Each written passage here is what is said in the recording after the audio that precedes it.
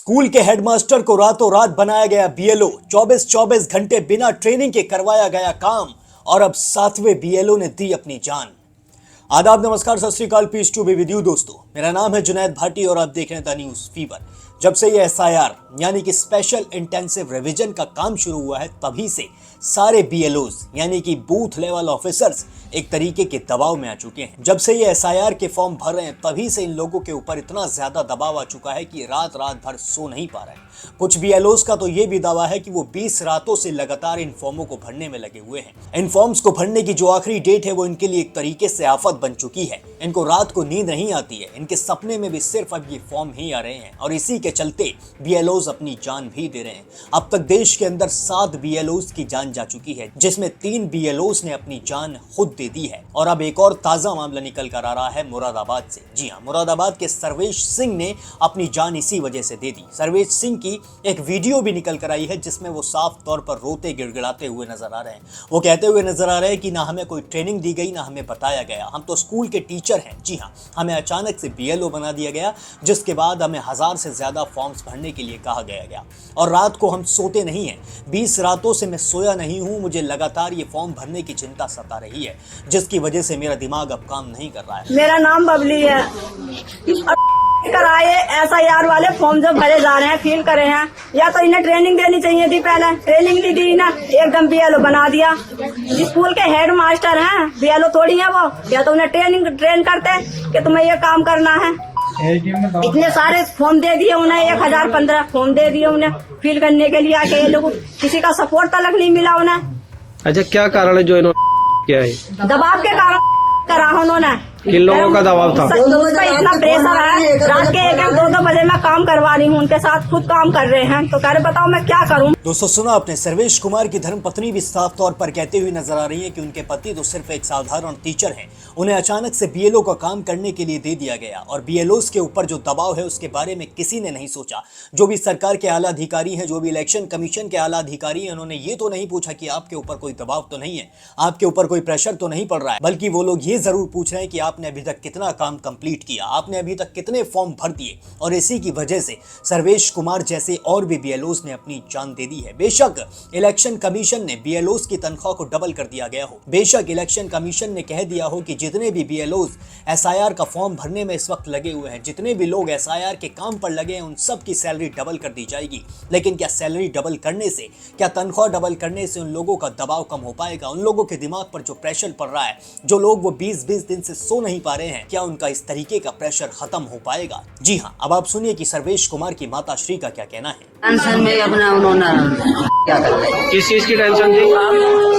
Vote पर दबाव पड़ा है, उनके वोटों के मामले में चक्कर में सब लोगों ने इनके ऊपर ज्यादा दबाव डाल दिया, तो टेंशन में इन्होंने अपना ये काम कर लिया। दोस्तों, देखा आपने, सर्वेश कुमार की माता श्री भी खुले तौर पर आंखों में आंसू भर के कहती हुई नजर आ रही हैं कि उनके बेटे की तो कोई गलती ही नहीं थी। उनका बेटा तो सिर्फ एक साधारण सा सहायक टीचर है, उसे अचानक से बीएलओ बना दिया गया, जिसकी वजह से उसके ऊपर इतना ज्यादा प्रेशर आया और उसने जहां पर भैंसों का चारा होता है, उस जगह पर जाके अपनी जान दे दी। और सर्वेश कुमार ने अपने आखिरी नोट में भी यही सब लिखा है। उन्होंने साफ तौर पर लिख दिया है कि एसआईआर के दबाव के चलते ही वो अपनी जान दे रहे हैं और इसी के चलते अब नगीना से सांसद चंद्रशेखर आजाद की भी प्रतिक्रिया सामने आई है।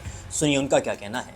एक न्यूज मेरे पास यहीं बैठे आई, उसका विषय क्या है? एसआईआर गणना पत्रांक का टारगेट पूर्ण न होने के संबंध में एक टीचर हैं सर्वेश सिंह, जिन्होंने कर लिया। अपने में लिखा है कि मेरी 4 बेटियां हैं, मैं उनको समय नहीं दे पाया, उनमें से 2 बेटियां बीमार हैं, मैं रात को 3-3, 4-4 बजे तक काम कर रहा था, फिर भी टारगेट नहीं पूरा कर पाया।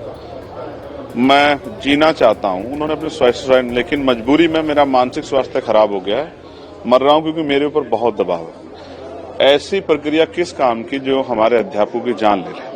मैंने लेटर लिखा इलेक्शन कमिश्नर को कि एसआईआर की सीमा बढ़ा दीजिए। अगर आप चाहते हैं कि अगर आपको लगता है बोगस वोट बने हुए, एसआईआर कराइए, लेकिन उसकी सीमा इतनी बढ़ाइए कि आसानी से वो कर पाए। जो जिन टीचर्स की ड्यूटी लगाई है वो स्कूल छोड़ के काम कर रहे हैं, बीएलओ जो है आंगनबाड़ी बहनें वो काम कर रही हैं।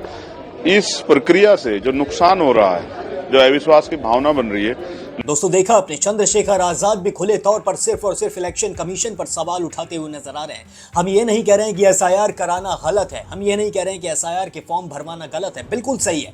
जो लोग डबल वोट्स करते हैं, जिन लोगों की वोट नकली है, जो लोग जबरदस्ती जाकर वोट करते हैं, जिन लोगों की यहाँ पर वोट भी नहीं है, जो लोग घुसपैठिए हैं, उन्हें वोट ना करने दिया जाए। बिल्कुल सही कार्य कर रही है सरकार, लेकिन कम से कम ये चीज तो ना करें जो आम आदमी के दिमाग पर इतना ज्यादा प्रेशर पड़े। किसी टीचर को आप बीएलओ बना दो, उसके बाद उसे एसआईआर का काम थमा दो और फिर उसके ऊपर इतना ज्यादा प्रेशर पड़े कि उसकी जान ही चली जाए। जी हां, 3 बीएलओज ने जान खुद दी है, 3 बीएलओज को हार्ट अटैक आया है और एक बीएलओ का तो ब्रेन हेमरेज ही हो गया। जी हां, और आगे भी ये बहुत कुछ हो सकता है अगर ये काम नहीं थमा तो। अगर इलेक्शन कमीशन ने इन लोगों के ऊपर से प्रेशर कम नहीं किया तो आगे भी और भी बड़ी अनहोनी हो सकती है। जिस तरीके से ये मामले निकलते हुए नजर आ रहे हैं, चलिए एक मामला निकल कर आया, 2 मामले निकल कर आए, लेकिन 7 मामले ऐसे ही नहीं निकल कर आ सकते हैं। अगर ये पहला मामला होता तो तब हम सोचते, तब हम इलेक्शन कमीशन को एक बार सोचने का मौका जरूर देखें, लेकिन ये पहला मामला नहीं है, ये 7वां मामला है। और अभी एसआईआर का काम सिर्फ आधे से भी कम हुआ है, अभी एसआईआर का काम लगातार चल रहा है।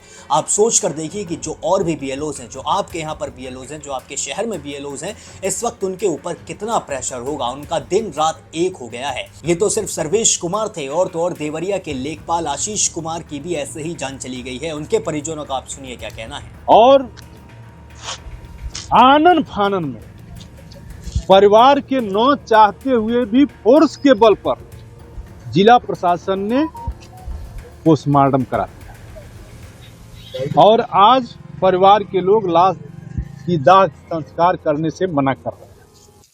जो आज पूरा प्रशासन यहाँ चिरौरी कर रहा है, अभी तक डीएम नहीं पहुंचे, एडीएम, एसडीएम, तहसीलदार पहुंचे हुए हैं।